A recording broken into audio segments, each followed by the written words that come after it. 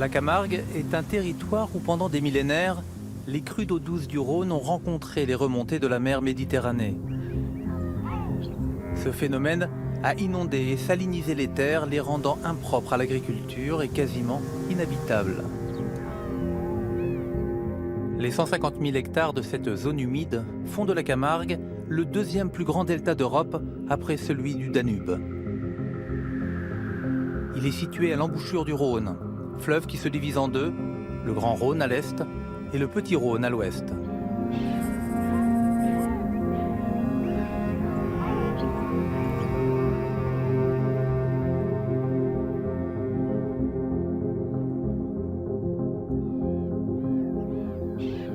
La Camargue renvoie l'image d'un territoire très naturel, très sauvage même. Pourtant, depuis le 19e siècle, dans le delta du Rhône, la circulation de l'eau est contrôlée et maîtrisée par un réseau de digues et de canaux. Des aménagements qui aujourd'hui sont déterminants pour lire et comprendre ce paysage, mais aussi l'identité revendiquée des Camarguais.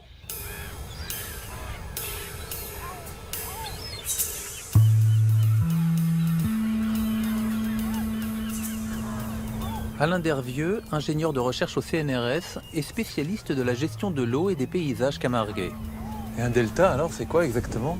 D'abord, il faut que ce soit plat pour qu'il y ait un delta, sinon ça ne peut pas fonctionner et le fleuve ne peut pas déverser ses sédiments. Si vous avez un fleuve qui arrive des montagnes et qui déverse son eau directement, il ne se formera pas de delta. Il faut que l'eau elle ait le temps de s'étaler et donc aux sédiments de se déposer.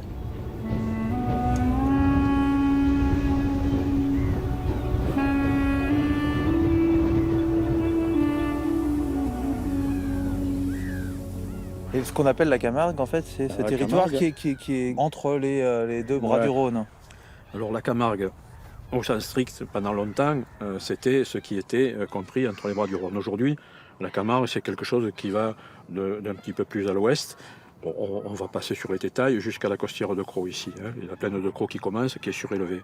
Donc c'est tout cet espace, mais qui est clos maintenant par des endiguements des deux côtés du Petit Rhône et des deux côtés du Grand Rhône, plus une digue à la mer qui va de l'embouchure du Petit Rhône à l'embouchure du Grand Rhône pour protéger l'intérieur des terres des tempêtes marines.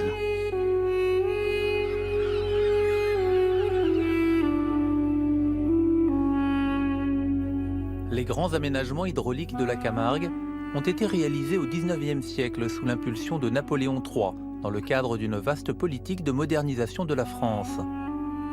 La construction des digues vise à protéger la terre des caprices de la mer, mais aussi des crues du Grand et du Petit Rhône. Depuis, 300 km de canaux raccordés au fleuve quadrillent la Camargue. Leur niveau d'eau est géré par des pompes. Alors le long des bras du Rhône, côté île de Camargue, donc Camargue, on a une centaine de pompes qui servent soit à introduire l'eau, soit à la sortir. Et des digues, des stations de pompage comme ça, il y en a beaucoup dans la région ? Partout. Parce qu'en fait, nous avons créé une dynamique qui est faite pour coloniser les terres ici, pour les habiter, pour y pratiquer l'agriculture.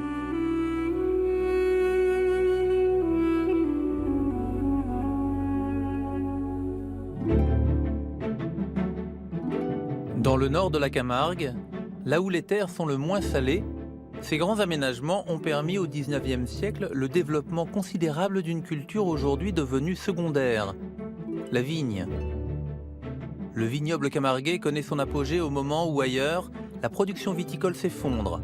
À partir de 1863, le phylloxéra, un minuscule puceron originaire d'Amérique du Nord, dévaste les vignobles de toute l'Europe.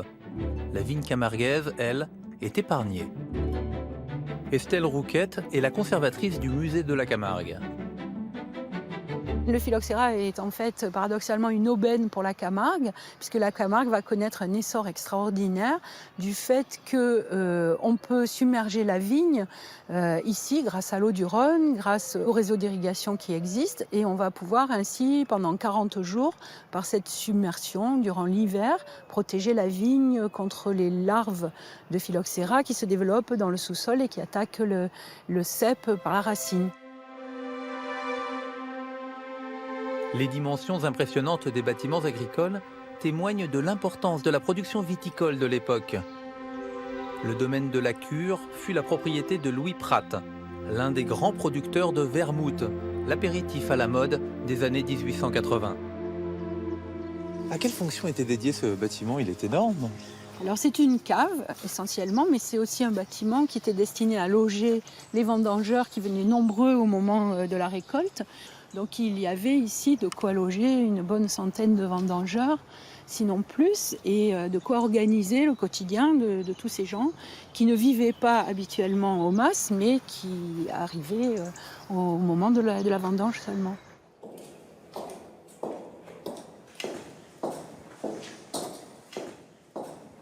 Le vigneron camarguais voit les choses en grand. Oui, on produisait les meilleures années jusqu'à 200 hectolitres l'hectare, ce qui est énorme. Aujourd'hui, pour produire un bon vin, on ne dépasse pas les 40 hectolitres l'hectare. Voilà. Donc, tout ce vin, on ne fait pas que du vermouth, j'imagine. Ah non, alors le vin de Louis Prat ne servait qu'à son vermouth, mais par contre, partout ailleurs en Camargue, on faisait du vin qui servait à couper les vins d'Algérie.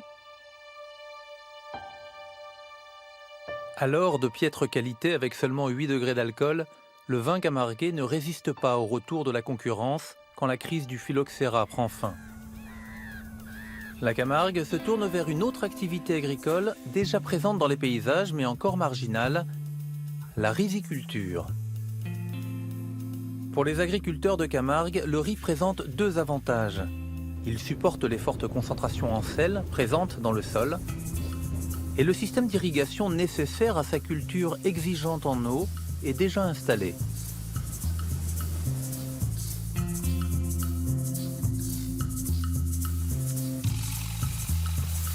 Robert Bon, qui comme son père a toujours travaillé dans la riziculture, est un passionné qui connaît bien l'histoire du riz camarguais. Robert, comment et pourquoi le riz, la culture du riz s'est développée ici en Camargue? Jusqu'aux années 1940, il était consommé par les bêtes. Et c'est qu'à partir des années 40 qu'on a commencé à consommer du riz pour la consommation humaine. Et là, on s'est aperçu que le riz, il avait un goût fabuleux. Le terrain salé, la dureté du Mistral, tout ça, ça faisait un terroir mais qui est super pour le riz. Et le riz, il se consomme, mais sans l'enveloppe, hein. Ah ben, c'est-à-dire le riz, quand il est comme ça, on appelle ça le paddy. Et le paddy, il faut lever cette première enveloppe, si vous voulez. Et si on le frotte comme ça, là on a levé. On a levé l'enveloppe, et là on a du riz complet. Il y a le germe que vous voyez dans le bord, il y a les lipides, les sels minéraux, il y a tout. C'est un aliment fabuleux. Et pour faire du riz blanc, alors on fait pour comment? faire du riz blanc, mais on continue. Alors si vous voulez, il y a des gens qui consomment du blanc, et ils savent que le riz complet, ça élimine un peu le mauvais cholestérol. Donc ils consomment du blanc, et à côté, ils prennent les cachets. Qui sont faits à partir à base du son qu'on a levé. Mais c'est typiquement américain, mais on devient comme eux, hein. On devient comme eux, hein. Après la Deuxième Guerre mondiale, la demande augmente et la production de riz s'intensifie. En 1958, 30 000 hectares de terre du delta camarguais sont consacrés à la riziculture. La culture du riz, ça s'improvise pas, j'imagine. Le savoir-faire, il a été importé? Ah oui, c'est savoir-faire. On a eu l'aide des Indochinois, des Italiens, des Espagnols, hein. Sinon, on n'aurait jamais fait du riz en Camargue. C'est pointu, le riz, hein. Il faut repiquer, il faut la saison pour le semer, la saison pour le récolter. Mais concrètement, ça veut dire quoi? Ça veut dire qu'on a fait venir des ouvriers agricoles de ces pays-là? Ben, y en a qui sont venus pour travailler en France. Déjà, les Italiens, ils sont venus dans les années 30 pour fuir leur pays. Et après, on les a appelés, nous, dans les années 40-50, parce qu'on avait besoin d'une main-d'œuvre au courant de la culture du riz. Et eux, ils font du riz depuis les années 1600. Et les Espagnols, pareil. Si la présence de sel est une contrainte pour l'agriculture à l'intérieur des terres, elle a été une source de richesse sur le littoral, dès que l'on a pu contrôler les entrées et les sorties d'eau de mer. À quand remonte l'exploitation du sel en Camargue? Alors l'exploitation du sel en Camargue va vraiment se développer à partir du moment où l'on endigue la Camargue. Et donc en 1853 arrive Henri Merle qui vient acheter en Camargue des terrains pour y installer des salines. Et ce sel qui va être récolté de façon saisonnière va être utilisé ensuite dans ces usines de salins où il va être transformé en soude et en produits dérivés du chlore. On est là vraiment en Basse-Camargue, dans un milieu qui est très salé, où il est opportun de venir récolter le sel. On est vraiment dans un paysage qui maintenant est reconnu comme celui de la Camargue. Et par contre, effectivement, ces aménagements ne remontent qu'à il y a 1 siècle et demi. Donc on est vraiment dans un paysage qui est bâti par l'homme pour sa production.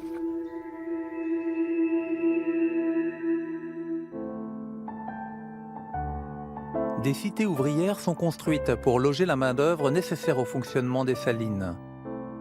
Au début du XXe siècle, la Camargue, comme ici à Salins-de-Giraud, connaît une immigration importante en provenance des 4 coins de l'Europe. La Camargue est pleine de surprises. J'imagine que vous pouvez m'expliquer pourquoi on trouve une église orthodoxe Voilà, au milieu des marais. Un aspect inattendu. Donc là, nous sommes à Salins-de-Giraud, devant l'église orthodoxe qui a été aménagée par la communauté grecque de Salins au cours dans les années 50. C'est une communauté qui se forme à partir des années 1920. Donc voilà, ça c'est un lieu qui est aménagé à partir d'un bâtiment de récupération, puisque nous sommes dans une ancienne poudrerie de la Première Guerre mondiale. Et la communauté grecque va obtenir ce bâtiment et l'autorisation de le transformer en église avec les couleurs traditionnelles.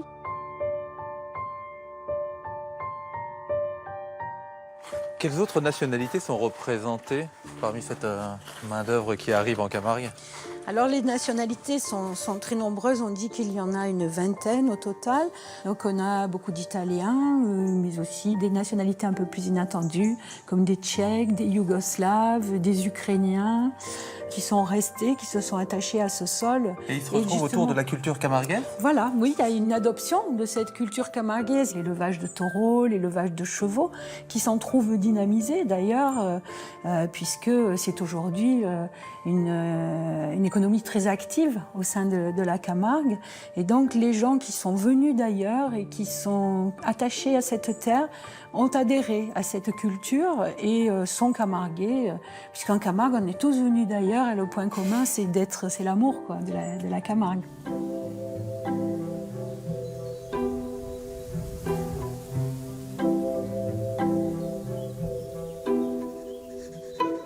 Cette culture camarguaise que la population nouvellement arrivée adopte a pourtant une histoire singulière. Pour Bernard Picon, sociologue, la Camargue éternelle, avec ses corridas, ses chevaux et ses célèbres gardians, n'existait pas 50 ans plus tôt. Bernard, la Camargue est une région qui a une identité très forte. On pense aux gardians, on pense aux taureaux. Est-ce qu'il en a toujours été ainsi? Le gardien est ancien puisque la confrérie des gardians date du Moyen-Âge. Mais ce n'était pas le gardien tel qu'on se l'imagine aujourd'hui. Le gardien du Moyen-Âge gardait des moutons, gardait quelques chevaux, quelques taureaux. Il n'avait aucun prestige social. C'était les pauvres diables de la société, quoi. C'était des moins que rien.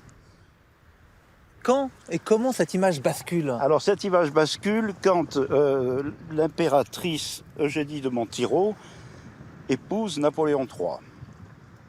La femme de Napoléon III est espagnole. Elle veut un art tauromachique en France. Et il n'y en avait pas, parce que la course de taureaux était interdite en France. Donc, elle fait du lobbying auprès de son mari, Napoléon III, et elle lui fait signer une autorisation des courses de taureaux en France. À partir de ce moment-là, des gens vont venir ici élever des taureaux, puisqu'il en survivait dans ce delta. Élever des chevaux, parce que pour aller chercher les taureaux dans les marais, il faut des chevaux Camargue qui sont des chevaux habitués aux marais. Et un nouveau métier va apparaître qui s'appelle le manadier. C'est le propriétaire d'un troupeau de bêtes qui vont servir au spectacle taurin. À ce moment-là, la notoriété telle qu'on la connaît aujourd'hui du gardien va exploser sous l'influence d'un personnage très célèbre en Camargue qui s'appelle le marquis de Baroncelli-Javon, Lou Marquez, qui est un aristocrate d'origine italienne, qui vient d'Avignon et qui veut perpétuer, sauvegarder à tout prix ce mode de vie des éleveurs de Camargue. Quoi. Et là, on est au début du XXe siècle. Là, on est fin 19e, début 20e. Alors Baroncelli va fabriquer le mythe du gardien complètement. Le gardien, par exemple, à cette époque-là, n'a pas de costume particulier. Et Baroncelli va dessiner le costume de gardien, et il va dire, voilà, le costume traditionnel du gardien de Camargue. Une veste noire à soutane, des pantalons en peau de taupe, etc. La figure du gardien, emblématique de l'identité de la Camargue, était née. Reste que l'unité des Camarguais autour de cette culture et de cette ère, mi-sauvage, mi-domestiquée, ne s'est pas faite sans heurts. En effet, la gestion de l'eau douce ou salée qui structure les paysages de la Camargue a longtemps opposé les agriculteurs au nord et les saliniers au sud. Au milieu du delta, l'étang de Vaccarès joue un rôle de tampon entre les deux activités. Il est le lieu de rencontre des eaux douces et des eaux salées. Il a aujourd'hui un statut de réserve naturelle zoologique et botanique.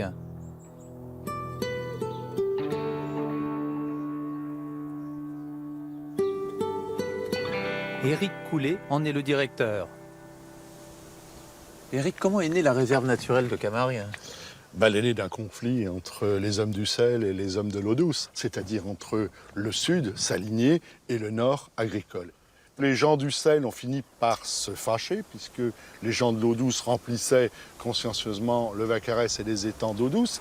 Or, c'était là que les saliniers tiraient leur sel, donc au bout d'un moment, ils ont arrêté de rigoler, et ils ont mis tout ce brave monde au tribunal. Ça a donné l'arrêté de la Cour d'appel de 1909, où il est interdit de rejeter au Vaccarès toute eau qui a été amenée par des moyens mécaniques.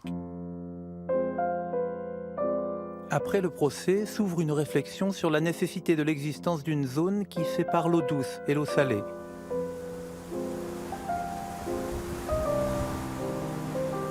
C'est dans ce contexte qu'est créée la réserve naturelle de Camargue en 1927.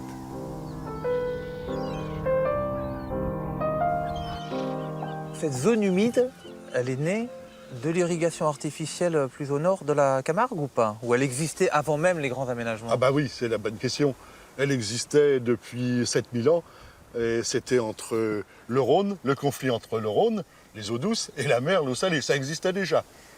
Mais il y avait une espèce de mélange très variable d'une année sur l'autre qui faisait que cette zone apparemment qui n'était pas très rentable, pas très intéressante, était au contraire très diversifiée, puisque chaque année ça changeait. La mer rentrait jusqu'ici à peu près chaque année. Le fleuve, tous les 2-3 ans, recouvrait tout ça. Donc on nous dit quelque part, oui, mais c'est comme avant, il y a de l'eau douce, il y a de l'eau salée. Oui, mais le grand barbu là-haut avait dans l'irrégularité du système une maîtrise de la biodiversité plus forte que les directeurs de réserve ou les riziculteurs. Donc ils mélangeaient tout ça pour faire un système. Cette année, tiens, je vais leur faire le double 6. Crac, gel général, 2 crues du Rhône, et on avait une faune et une flore d'eau douce. Et puis l'année d'après, tu as Poséidon qui disait, tiens, je vais les surprendre à un grand coup de mer, et je vous recouvre tout ça sous la mer, et on vivait pendant 2-3 ans, le temps que ça se dessale, sous un système salé.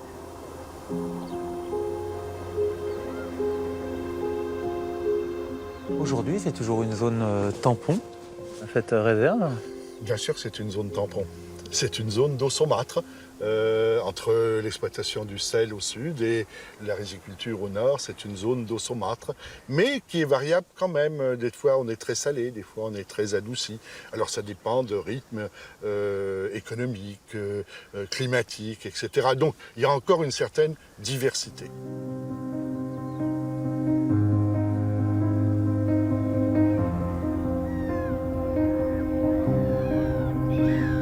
Un peu plus à l'est de l'étang du Vaccarès, une autre réserve voit le jour, celle des marais du Viguera. Située sur des parcelles agricoles abandonnées, elle sert désormais de lieu d'expérimentation. On y étudie l'évolution des paysages et de la biodiversité en Camargue.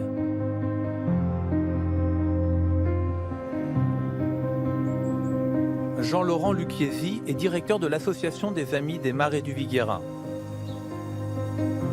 On est ici dans une réserve naturelle et vous avez des pompes, des vannes pour gérer l'eau. C'est pas un peu paradoxal, ça?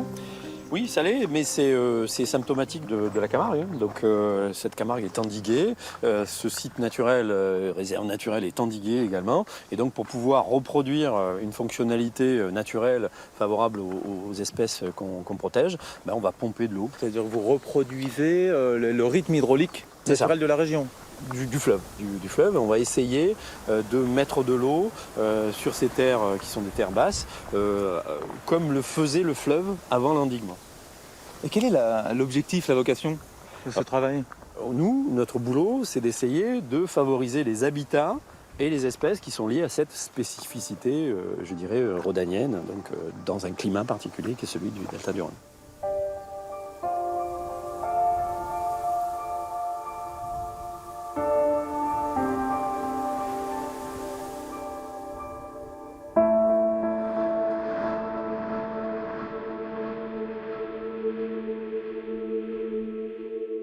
Là, sur ce lieu, on a fait un travail avec les biologistes d'essayer de recréer une mare temporaire. Une mare temporaire, c'est une mare qui est alimentée simplement par l'eau pluviale. Et donc, le fait qu'elle soit alimentée seulement par l'eau pluviale permet d'avoir une faune et une flore très spécifiques, et notamment une faune qui ne résiste pas aux prédateurs tels que les poissons, puisqu'il n'y a pas de poissons maintenant. Donc vous allez avoir des insectes particuliers, vous allez avoir des végétaux particuliers, vous allez avoir une fonctionnalité particulière. Depuis l'abandon agricole de cette parcelle, comment la biodiversité a-t-elle évolué? Comment le paysage évolue? La réaction, c'est ça. C'est ça. C'est-à-dire qu'on arrête d'arroser. Il n'y a plus d'arrosage ici, c'est une terre plutôt sableuse qui a été nivelée, donc le sel va s'exprimer et vous avez du présalé. Alors c'est du présalé à saladelle, donc la lavande de mer, c'est très joli en automne, vous avez un champ violet, mais vous avez une diversité végétale qui est faible, et là vous voyez la suite de la succession qui est la sansouire, c'est-à-dire les salicornes, qui vont dominer petit à petit, et je dirais que si on laisse faire, dans 10-15 ans, vous avez une sansouire ici. Une sansouire. Une sansouire. C'est un présalé typiquement camarguais qui est fait de salicorne. C'est une plante qui résiste au sel. Et la plante est capable d'aller chercher de l'eau salée et de la transporter à travers ses feuilles et de la rejeter. Sur ces mares, on met en place toute une série de suivis biologiques. Dans 10 ans, dans 15 ans, on va pouvoir dire ça c'est bien, on peut refaire ça sur les terres agricoles parce que ça a un intérêt biologique.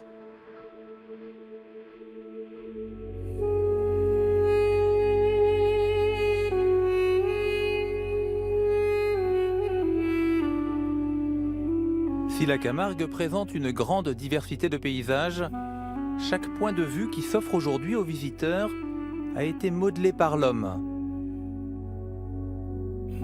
Du nord du delta jusqu'au sud, les paysages ont été transformés par les habitants de cette terre inhospitalière.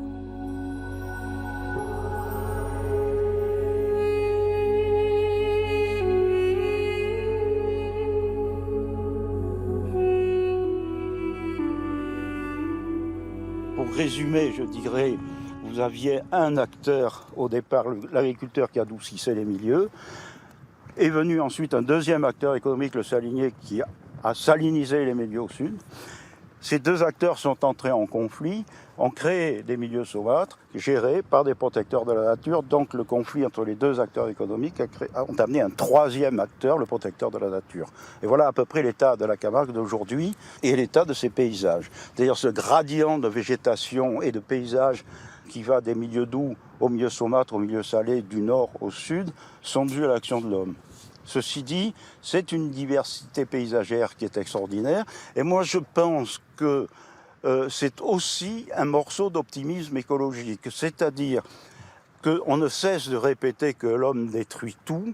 Et quelquefois, on a des exemples comme celui-là, qui, par hasard, ils n'ont pas fait exprès, mais des bons hommes, en faisant des activités économiques, en rentrant en conflit économique les uns avec les autres, arrivent à avoir créé des milieux que, je ne dis pas ils sont naturels, mais que la société désigne comme naturels.